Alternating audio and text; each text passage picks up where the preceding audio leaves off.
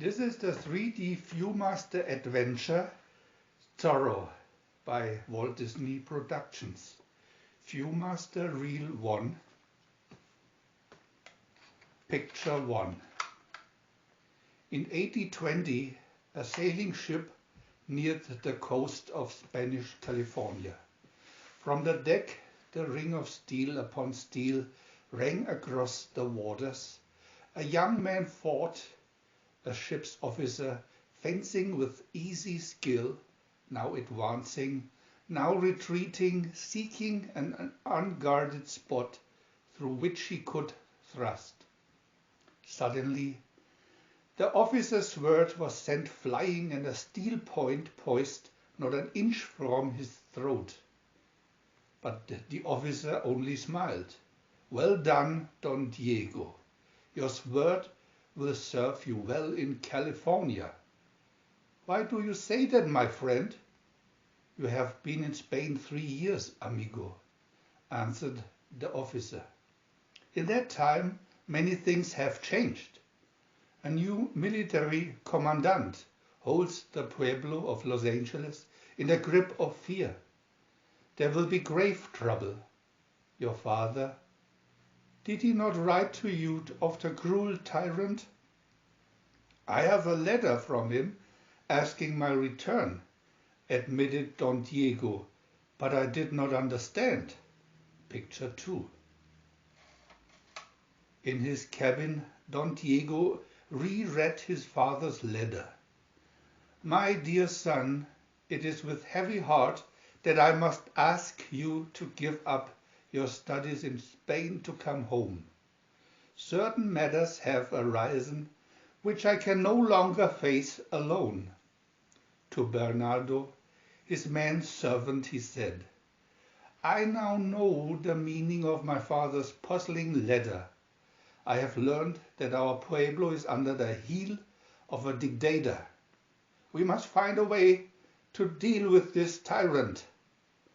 Bernardo, who could not talk, took up a sword and pantomimed running through an imaginary enemy. "The direct approach? No, we will play another game. An old proverb says, when you cannot wear a lion skin, put on that of the fox, el Zorro. I will become a man of letters, throw my fencing medals and trophies overboard, unpack my fanciest jacket. I will carry a walking stick, and the books I am taking will be my prized possessions." Picture 3. The quiet of the plaza of the pueblo of Los Angeles was shattered. A stagecoach rumbled to a stop at the gate of the military compound or quartel. Picture 4. "Baggage inspection," called the rotund sergeant, opening the stage door. One of the passengers, richly dressed and book in hand, descended. He spoke with annoyance. "Inspection? What is this nonsense about an inspection? We were thoroughly searched, if not robbed, at the customs." "Don Diego de la Vega," cried the sergeant, "you have returned from Spain. Don't you remember me? Garcia? I will see that this inspection is a mere formality, but the commandant allows no exceptions. "Well, get on with it," Don Diego said. "Meanwhile, I will continue my reading." Picture 5. A clatter of hoofs turned all eyes to the gate of the quartel. The lancers were bringing in a prisoner, bound and bleeding. "It's my old neighbor, Nacho Torres," exclaimed Don Diego in astonishment. "Sergeant Garcia, why has he been arrested?"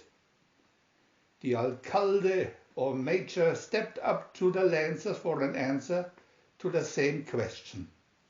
"Help me, Senor Alcalde," pleaded Torres. "I only spoke out against injustice. Now they accuse me of treason. Picture 6. As the Lancers led Torres away, Sergeant Garcia said, "Don Diego, the Comandante will see you now." "Captain Enrique Sanchez Monasterio, at your service."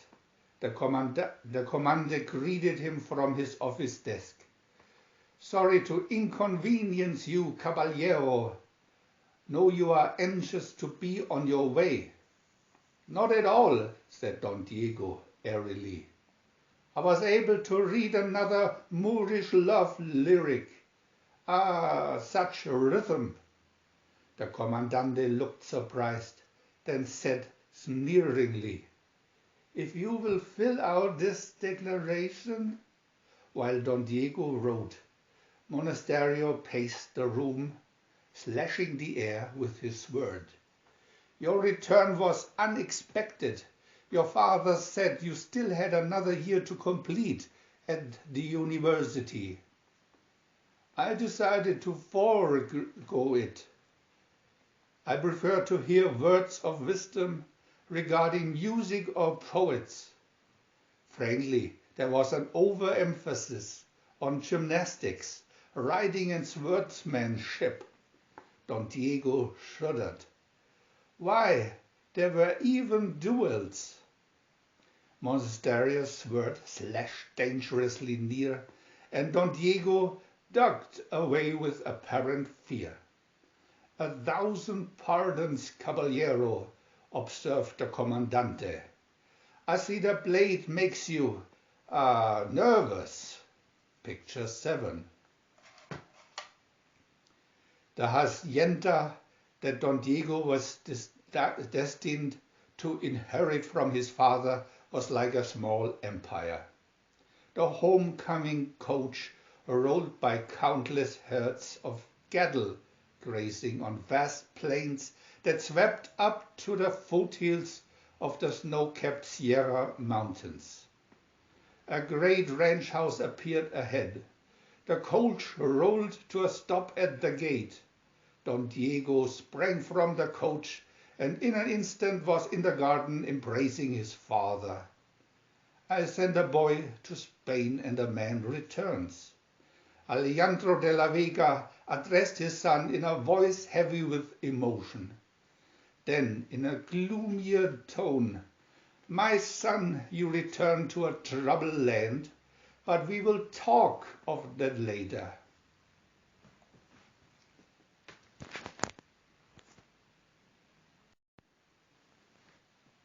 VIEW-MASTER Reel 2.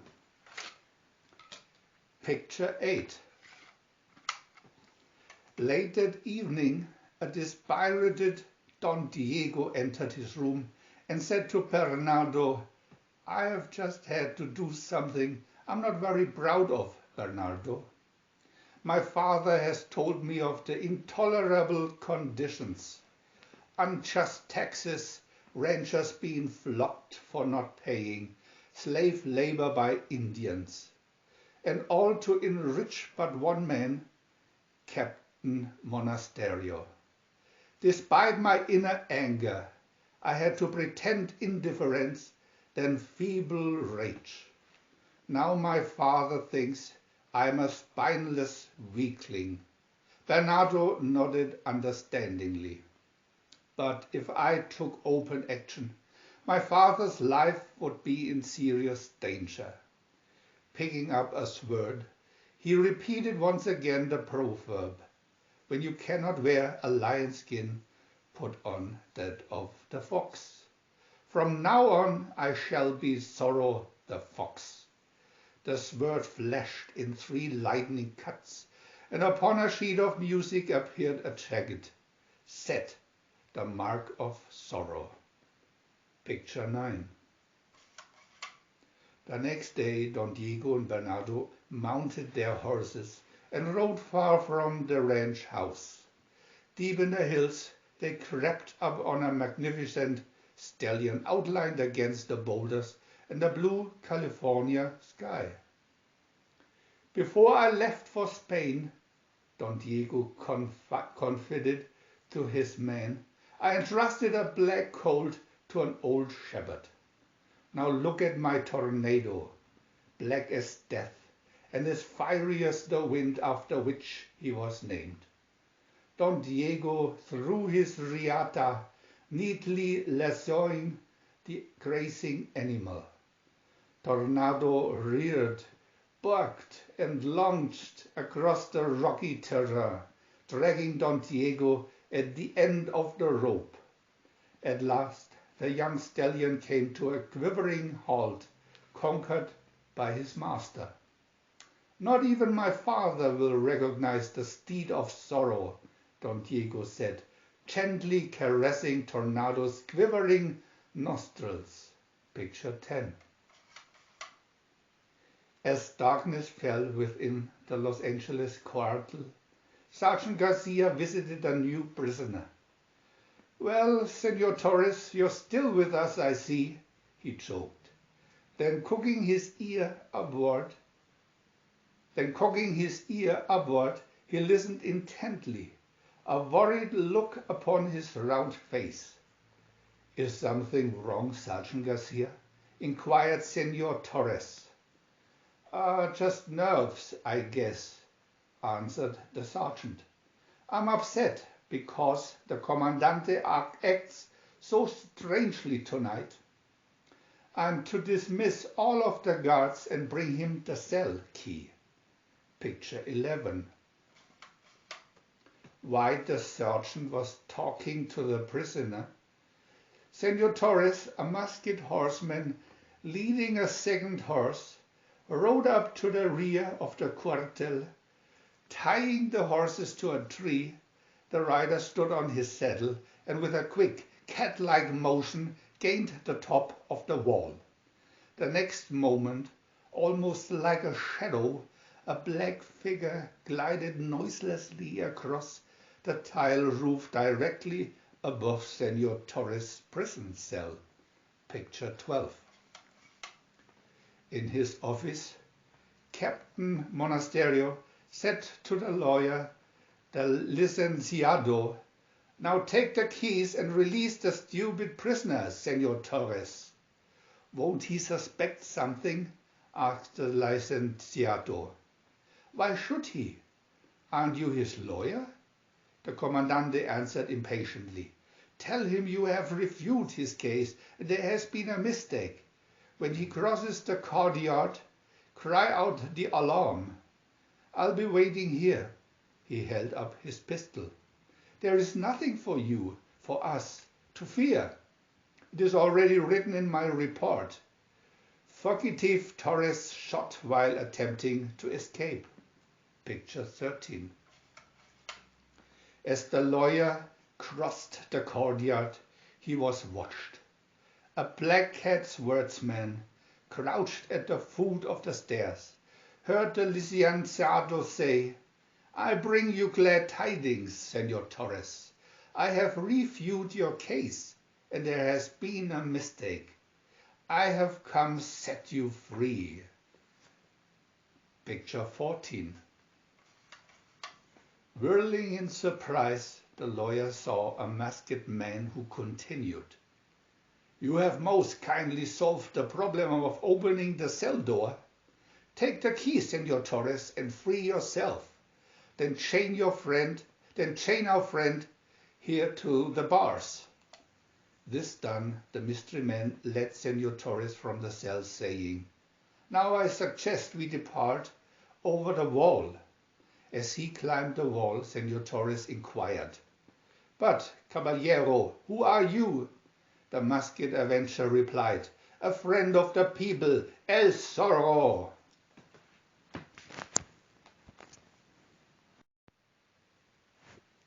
VIEW-MASTER Reel 3, Picture 15. The Commandante, Captain Monasterio, waited impatiently for the signal of the licenciado. At last he opened the door and peered out to see the astounding sight of the prisoner, Torres, escaping over the wall. Bursting from his office, he shouted, "Halt! Halt!" He leveled his pistol at Senor Torres, who paused, silhouetted on the wall, the perfect target. The Commandante squeezed the trigger. Click!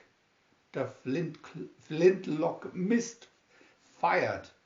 In anger, Captain Monasterio flung the pistol into the darkness, and Senor Torres escaped over the quartel wall. Picture 16. Captain Monasterio saw the other man emerge from the shadows. The startled Commandante asked, "Who?" "I am Zorro, friend of the oppressed." "I have freed Torres. Now I will punish you." "Punish me, Captain Enrique Sanchez Monasterio?" scoffed the Commandante, drawing his sword from the scabbard. "I shall die of laughter before I run you through." The Commandante attacked furiously, only to find the point of his blade neatly parried. Zorro began to press the fighting, going forward and forcing the captain backward. Monasterio reeled and gasped for breath. A quick flurry of thrusts stumbled him into his own prison cell, his sword clattering across the floor. Before he could regain his feet, Zorro slammed and locked the door. "Sergeant Garcia," the captain roared, "call the guard." Picture 17. Half-dressed and brushing sleep from his eyes, Sergeant Garcia ran into the courtyard. Zorro extended his blade, and with a cry, Garcia crossed it with his own. Garcia blew out the ends of his mustache and advanced, but his blade was turned aside. He crashed against his antagonist. Zorro threw out his chest and hurled him against the edge of the well. With a flick, he sent the sergeant's sword flying. Zorro swung his left hand down, sending the sergeant splashing into the well. "Lancers, to arms!" the sergeant shouted in rage and shame. "The prisoner has escaped." Picture 18. The barrack doors flew open and the lancers spilled from their beds. Chaos and confusion filled the darkness. Dressing on the run, the soldiers all grabbed their lances, at once stumbling over their spears and suspenders. Picture 19. The fox was not to be trapped. Striking down the lances of the first attackers, Zorro leaped upon a pile of crates, carelessly stacked in a corner, and scrambled to the top of the wall. Dodging a hail of lances, he kicked the other crate, creating havoc among the soldiers. Before they recovered, Zorro had disappeared. Picture 20. "Unbar the door!" shouted the Commandante. "After him, men!" ordered Sergeant Garcia. The soldiers dashed out into the night, but it was so dark they could not see the length of the horse. By morning Ruard posters were lettered. The Commandante himself posted the first one, angrily boasting, "I shall have the skin of the fox nailed to this wall before the week is out." Picture 21. But Zorro the fox was to ride again and again in Spanish California. Wherever injustice arose, there the black, rearing rose horse and its mysterious masked rider would appear to rescue and to avenge.